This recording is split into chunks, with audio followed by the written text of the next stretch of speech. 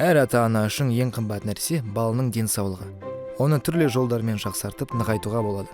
Қыздарымыз үшін дене шынықтыру нұсқаларын іздей отырып, біз балалардың балет мектебін аштық. Өнермен үйлескен спорттың көптеген артықшылықтары бар. Олар асқақ мүсін, үйлесімділікті дамыту, мықты бұлшықет, дененің икемділігі және ырғақты сезу дағдысы. Сонымен қатар өзіне деген сенімділік, әлеуметтік бейімделу, еңбексүйгіштік, топпен жұмыс істеу, міне бұл керемет дағдылар. Олар болашақ өмірде қажет болады. Командамызда сахна шығудан тәжірибесі мол білікті оқушылар жұмыс істейді. Жыл сайын олар оқуға барып, біліктілігін арттырады және аттестация тапсырады. Бизнесті дамытуға Каспий Пэй көп жәрдемдеседі. Мен филиалдар бойынша есептерді, сатылым деңгейін көре аламын. Картама ақша аудара аламын.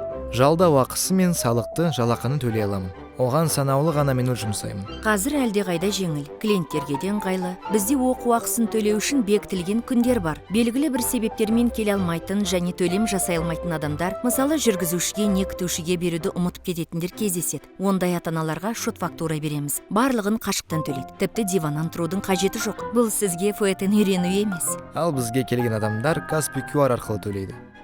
Клиенттеріміздің 80%-нан көбі Каспий Голдты пайдаланады.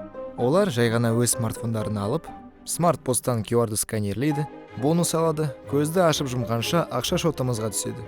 Кейбір ата-аналардың айтуынша, олар бонусты жаңа балетка мен киімге жартады екен.